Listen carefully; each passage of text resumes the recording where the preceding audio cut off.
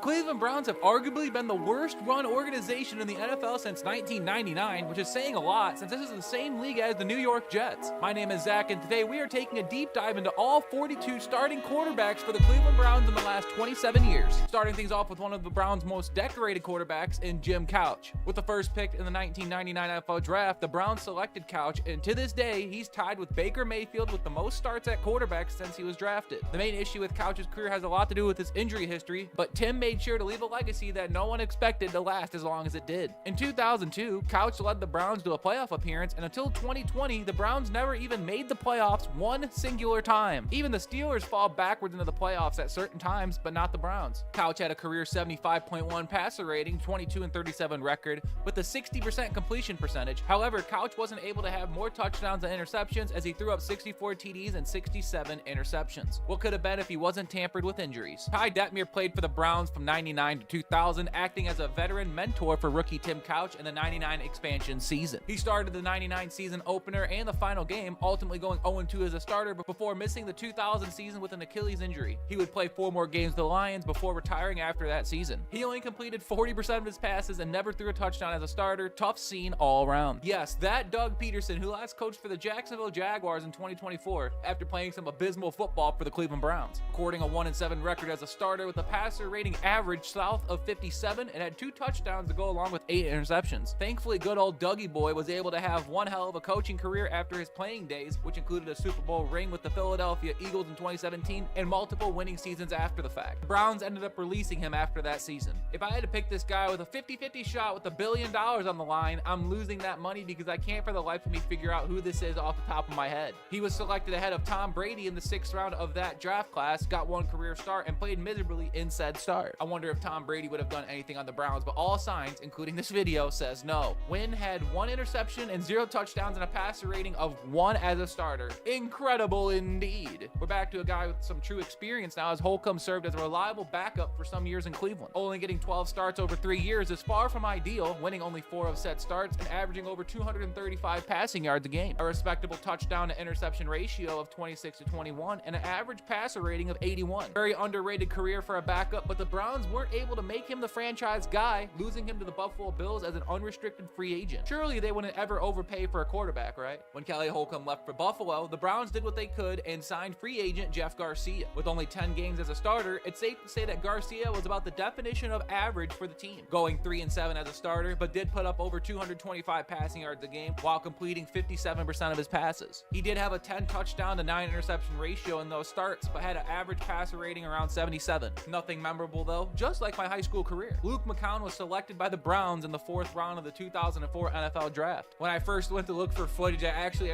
put up Josh McCown's footage. As a rookie, he appeared in 5 games, starting 4 of them during a very challenging and difficult season, and he lost all 4 of those starts, by the way. He threw 3 touchdowns to 6 interceptions and couldn't even complete half of his passes. The Browns are over him that offseason as he was traded to the Tampa Bay Buccaneers for a 6th round pick. Trent Dilfer played one horrendous season for Cleveland in 2005, starting in 11 games after being acquired to mentor rookie Charlie Fry. He struggled with consistency, having 11 touchdowns and 12 interceptions with an average passer rating of 77. He went 4-7 with his starts. However, he was dealing with internal team disputes that led to his departure. Previously mentioned Fry was a quarterback that was drafted by the Browns in the 2005 NFL Draft. Over 26 games with the team, he compiled a 7-12 record over his starts, averaged about 203 yards per game while completing 57% of his passes. Fry also passed for 17 touchdowns and 29 interceptions. He was the 2006 opening day starter but was traded in 2007. Derek Anderson played 5 seasons under center for the Browns. He ended up getting 34 games as a starter and won almost half of them with a 16-18 record. Throwing for 34 touchdowns and 37 interceptions is far from ideal, but he's most notably known for leading them to a 10-6 record and Pro Bowl honors in 2007. After struggling with consistency and competing with Brady Quinn, he left after the 2009 season. Brady Quinn has to be one of the more talented quarterbacks from Notre Dame ever, and I mean like ever. Quinn was drafted by the Browns 22nd overall in the 2007 draft. Spending 3 seasons in Cleveland, Quinn struggled to establish himself as a franchise quarterback, battled injuries, and inconsistent play. He finished his Browns tenure with a 54% completion rate, 12 touchdowns to 17 interceptions. Quinn went 3-9 in his 12 starts and was traded to the Broncos when Cleveland saw enough. Ken Dorsey served as a backup quarterback but was able to get 3 starts over 3 years. To say that he underperformed as a starter is one of the worst understatements in sports history. As a starter, he went 0-3 with no touchdowns and 7 interceptions. He was released in final cuts during the preseason. Bruce Gradkowski had a very brief stint with the Cleveland Browns in the 2008 season. Gradkowski served as a late season emergency quarterback as he was signed in December due to all the Browns' injuries. He appeared in 2 games and started his 1 game against the Pittsburgh Steelers in the finale. He finished with a very light 5 of 16 passing for 18 yards and 2 interceptions. He was waived shortly after this game. Jake Delhomme played for the Browns during the 2010 season as a veteran starting QB. He was brought in to stabilize the position, but his tenure was marked by injuries and poor performance. As a starter, Delhomme went 1-3 with a 55% completion rate. He threw for 2 touchdowns and 7 interceptions and ended up being released in July of 2011. Seneca Wallace was a backup quarterback who played for the Browns from 2010 to 2012. Wallace was traded to Cleveland for a 2011 7th-round pick. He would go on to get 7 starts across 2 seasons with a 2-5 record and completed 57% of his passes. He went for 5 touchdowns and 5 interceptions in the process with an average passer rating of 74. He was released in August of 2012. In 2010, Colt McCoy was a 3rd-round draft pick by the Browns and he played 3 seasons here. He started 21 games, posting a horrendous 6-15 record, 21 touchdowns and 20 interceptions. He was drafted to develop but was forced into action early, ending his tenure after a 2011 concussion and a 2012 trade to San Francisco. Shout out to Colt McCoy for making $28 million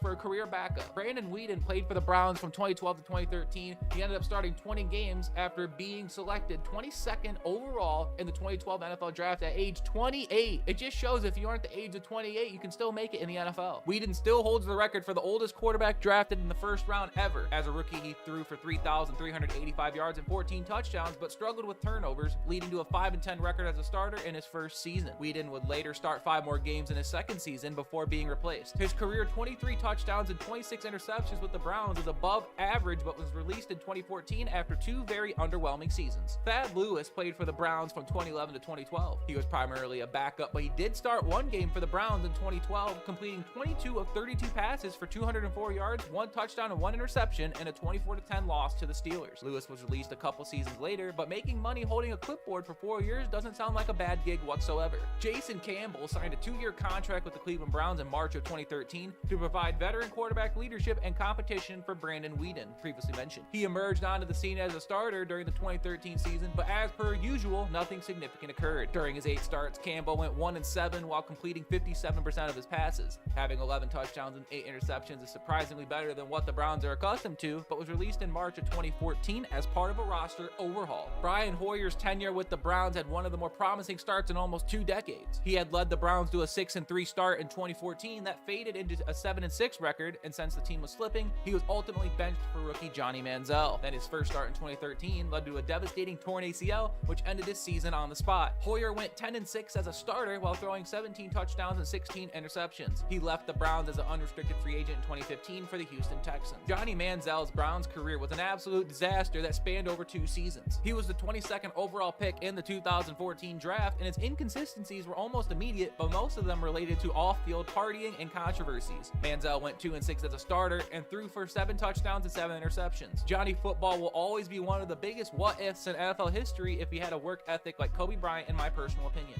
Connor Shaw's Browns career lasted 3 seasons, but it was highlighted as a single start in the 2014 season finale. An undrafted free agent, he was elevated from the practice squad to start against the Ravens, finishing 14-28 for 177 yards and 1 interception in a 20-10 loss. He was waived shortly thereafter. Josh McCown played for the Browns from 2015 to 2016. He got 11 cracks at it as a starter, but was only able to win 1 game under center. That was hardly his fault, as he went for 16 touchdowns and 9 interceptions with an average passer rating of 83.1. He was injured over those 2 seasons, but was ultimately released in 2017 as part of a salary cap related rebuild. Austin Davis signed with the Cleveland Browns in September of 2015 as quarterback insurance behind McCown and Manziel. He had an 8-game stint with the Rams, but only started 2 games for Cleveland in 2015. Of course, it's the Browns, so he lost both of those starts and threw for 1 touchdown and 3 interceptions, and then Davis was released in August of 2016. Cody Kessler was a 2016 3rd-round pick by the Browns out of UFC. Oops, I meant to say USC. Kessler was initially supposed to be the 3rd stringer, but inevitably started 8 games as a rookie from questionable quarterback cuts. Known for high accuracy and a quick short passing game, he finished the 2016 season 0-8 as a starter and threw for 6 touchdowns and 3 interceptions. Browns were way too impatient to let Kessler develop, so the Browns shipped him off to Jacksonville in 2018 for a conditional 7th-round pick. Robert Griffin III signed with the Browns in 2016 as a high upside attempt to revive his career. Man, prime RG3 in Washington was one of the more fun quarterbacks to ever watch. Despite being named the starter, his 2016 season was impacted by a shoulder injury, limiting him to 5 starts and only winning 1 of them. RG3 went for 2 touchdowns and 3 interceptions interceptions while completing 59% of its passes. He was released that following offseason as the Browns continued their search for their franchise guy. DeShone Kizer, selected by the Browns in the second round of the 2017 NFL Draft, served as the primary starting quarterback during the team's 0-16 season. The 21-year-old Kizer struggled with turnovers, having 22 interceptions and 9 fumbles to pair with only 11 touchdowns and losing all 15 of his starts. He only completed 54% of his passes and had an average passer rating of 60.5. Kizer was traded to the Green Bay Packers after 1 year and spent the rest of his career holding clipboards. Kevin Hogan served as a backup quarterback for the Browns from 2016 to 2017. He appeared in 8 games but only got 1 career start, which he lost against the Cleveland Browns. He set a Browns record for the longest quarterback run of 28 yards. In his 1 start, Hogan went 20 of 37 for 140 yards, 1 touchdown, and 3 interceptions. In the following offseason, he was traded to the Washington Potato Skins as the Browns cleared out their quarterback room. Tyrod Taylor was acquired by the Cleveland Browns from the Buffalo Bills in March of 2018. He was brought in to serve as the veteran starter/mentor for rookie Baker Mayfield. Taylor was known for his mobility, low interception rate, and leadership. He did start off the season by leading the Browns to a 1-1-1 start, but was ultimately replaced by rookie Mayfield early in the 2018 season. Taylor threw for 2 touchdowns and 2 interceptions while only completing 51% of his passes, but left in free agency to the Los Angeles Chargers. Baker Mayfield was drafted number 1 overall by the Cleveland Browns in 2018 and almost immediately proved to be a great decision for the franchise as he set the rookie passing touchdown record. In 2020, Mayfield led the team to an 11-5 record and their first playoff victory since 1994. However, after a difficult 2021 season that he played through a shoulder injury, the Browns traded him in 2022. During his Browns tenure, Mayfield went 29-30 as a starter and threw for 92 touchdowns and 56 interceptions while completing 62% of his passes. Now that we are in the future, the trade for Deshaun Watson has to be one of the worst trades in sports history, and the Browns happen to be on the worst end of it because they are in fact the Cleveland Browns. There were 2 quarterbacks that got spot starts throughout Baker's tenure, and here they are. Case Keenum served as a backup/mentor for Baker Mayfield from 2020 to 2021, providing veteran stability. His key highlight was leading to a 17-14 victory over Denver in 2021 while starting for an injured Mayfield. In Keenum's 2 starts, he had a 1-1 record and threw for 0 touchdowns and 0 interceptions while completing 61% of his passes. He was traded to the Bills in March 2022. Nick Mullins was an emergency quarterback for the Browns during the 2021 season. Elevated from the practice squad, he started 1 critical Week 15 game against the Raiders, throwing for 147 yards and a touchdown, but narrowly defeated by a score of 16-14. Mullins did complete almost 70% of his passes, but he left the following offseason as a free agent to join the Las Vegas Raiders in 2022. Jacoby Brissett served as the Browns starting quarterback for the first 11 games of the 2022 season during Deshaun Watson's suspension. Brissett led the Browns to a 4-7 record and had 12 touchdowns to 7 interceptions and completed 64% of its passes. Thankfully for Jacoby, he got all the way up out of there and he left for the Washington Commanders in March 2023 as an unrestricted free agent. The moment that everyone's been waiting for, Deshaun Watson's tenure with the Cleveland Browns started back in 2022, and it's still occurring as of the making of this video. His time in Cleveland has been defined by disappointment, injuries, and underwhelming performance following a historic trade and a fully guaranteed $230 million. Watson has only started 19 games over 4 full seasons, leading the Browns to a 9-10 record and has thrown for 19 touchdowns and 12 interceptions while accumulating 11 lost fumbles. The fact that the Browns haven't blown up the team yet and just ripped the band-aid off this Deshaun Watson experience is the main reason I even wanted to make this video in the first place. So shout out to Deshaun Watson for doing something right for the first time since TV was first in